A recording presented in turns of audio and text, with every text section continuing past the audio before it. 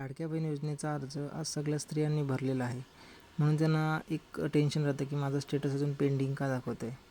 जर तुमचा स्टेटस जर पेंडिंग दाखवत असेल तर समजून जा की तुमचा अर्ज अजून रिव्ह्यूसाठी घेतलेला नाही, पण तो लवकरात लवकर रिव्ह्यूमध्ये जाणार आहे. त्याच्यामुळे कोणी घाई गडबड करू नये.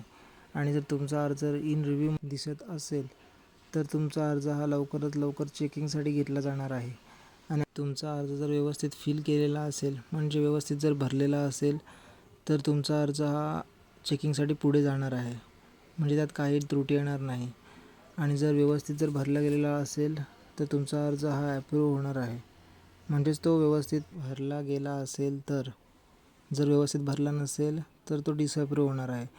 म्हणजेच तो तुम्हाला पुन्हा फिल करावा लागणार आहे. याची सगळ्यांनी जाणीवपूर्वक नोंद घ्यावी.